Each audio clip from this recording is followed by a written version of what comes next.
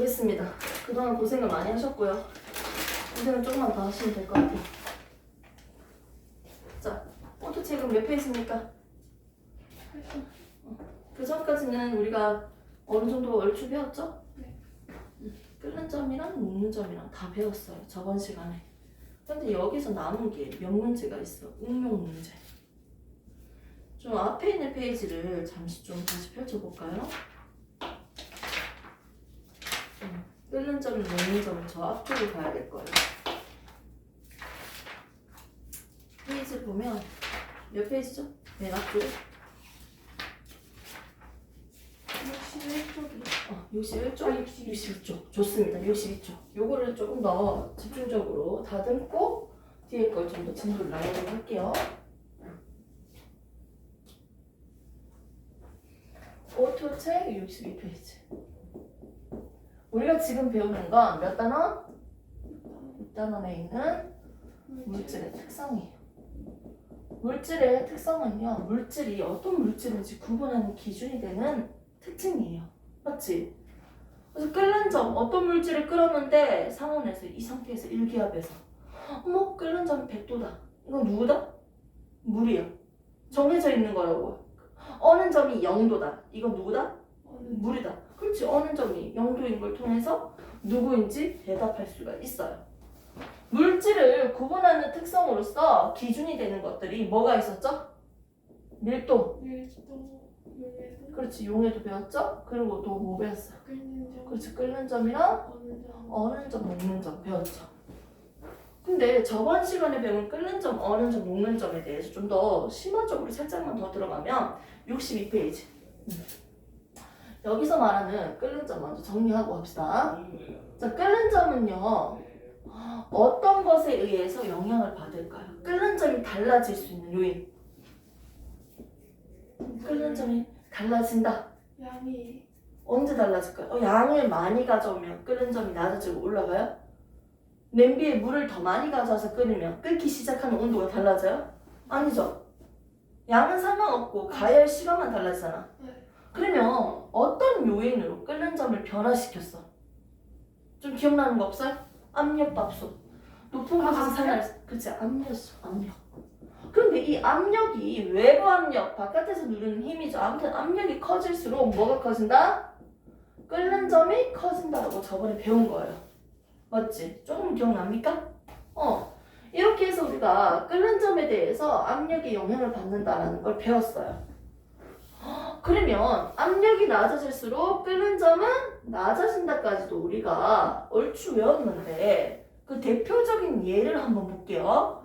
공기를 뺄 수 있는 가막 장치가 있습니다. 그 이 통에다가 하나의 물체를 넣고 막 공기를 빼면요. 초코파이를 넣고 공기를 빼면요. 초코파이가 커져요. 하나의 물체가 있는데 이 물체가 이 모양을 유지할 수 있는 거. 선생님 팔뚝이 있는데 이 팔뚝 두께가 이렇게 유지할 수 있는 이유는 뭐야? 바깥에서 때리는 압력과 내부에서 때리는 압력이 똑같기 때문에 이 모양을 그대로 유지하는 거예요. 맞지?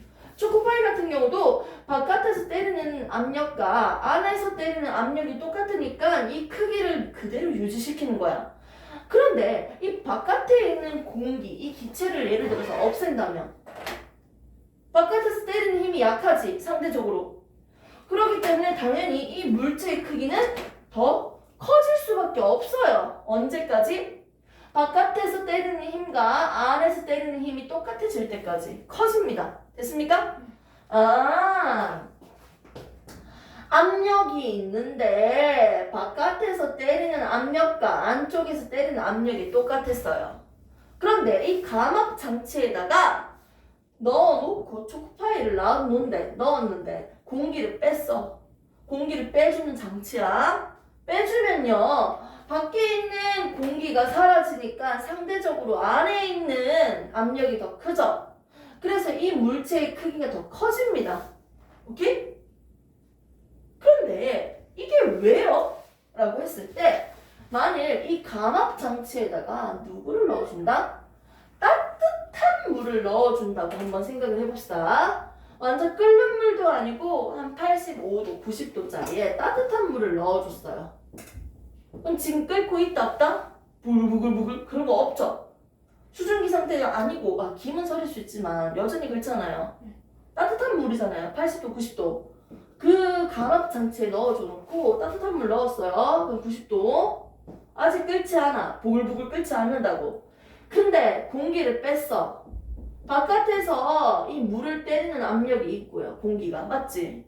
물 내부에서 바깥으로 때리는 압력이 있을 거 아니야. 이 힘이 똑같으니까 이 높이가 이렇게 일정하게 유지하고 있는 거잖아. 그런데 감압 장치는 뭐 한다? 공기를 빼준다고요. 공기를 빼주면 무슨 일이 생겨요? 기체가 적어지니까 누르는 압력이 낮죠. 그럼 상대적으로 물에서 누르는 힘이 더 세지겠네요. 맞지? 그러면 자연스럽게 어떻게 된다? 부피가 팽창합니다. 원래 높이보다 부피가 더 팽창해요. 그럼 그 전에는 얘들 사이의 간격이 이렇게 나름 가까웠는데 이렇게 부피가 팽창하니까 어떻게 돼? 그 거리가 더 멀어지겠죠. 거리가 더 멀어지니까 이 입자들 사이에 잡아당기는 인력이 약해져서요. 어머? 지금 100도도 아닌 90도인데도 어떻게 끊어질 수 있다는 거예요. 쉽게. 낮은 에너지, 낮은 온도에서 끊어지기 시작한다는 거야. 공기만 빼줬을 뿐인데 분자 사이, 입자 사이 거리가 멀어지면서 인력이 약해지니까 쉽게 끊어지는 거예요. 낮은 온도에서도. 상대적으로 낮은 온도에서 끊어지니까 뭐가 된다? 기체로 바뀐다는 거지. 뭐가 시작한다? 끓기 시작하는 거예요. 첫 번째 1단계 공기를 빼준다. 그러면 압력이 어떻게 됩니까? 제 압력이 낮아지지. 압력이 낮아지면요. 안에 있는 물체의 뭐가 커진다? 부피가 커진다. 부피가 커진다는 건 누구 사이 거리가 멀어진다? 입자 사이의 거리가 멀어진다는 거죠. 결국 입자 사이 거리가 멀어진다는 건 무슨 힘이 약해진다? 이 입자들 사이에 서로 잡아당기는 인력이 약해진다는 거죠. 인력이 약하니까 더 낮은 온도에서, 맞죠? 100도가 아닌 더 낮은 온도에서도 뭐가 일어난다? 상태 변화가 일어난다는 거예요. 대표적으로 여기서는 뭐다? 액체였는데 뭐로 바뀐다? 기체로 바뀐다는 거죠. 됐습니까? 그래서 끓기 시작한다는 거예요. 낮은 온도에서도. 이렇게 해서 이해하시면 됩니다. 62페이지 오른쪽에 조그만 그림 나와있죠? 끓는 점과 압력이라고 해서 감압 용기에 뜨거운 물을 넣었어요. 100도가 아니야. 뜨거운 물을 넣고 공기를 빼주니까요. 어떻게? 낮은 온도인데도 끓기 시작한다는 거죠. 즉 압력이 낮아지니까 결국 어떻게 된다? 그렇지. 끓기 시작한다는 거야. 낮은 온도에서 끓는다는 거지. 끓는 점이 낮아졌다는 걸 볼 수 있습니다. 대표적인 예고요. 애들이 가장 불편해하는 문제 중에 한 개예요. 하나는 이렇게 했고요. 나머지 하나는 뷰테인과 프로페인이에요. 이 두 가지가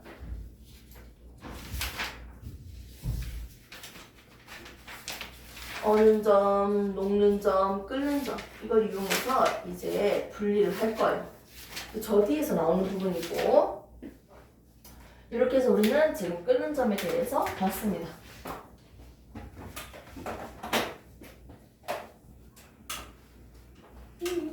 오늘은 좀 질문을 좀 많이 받을 거야.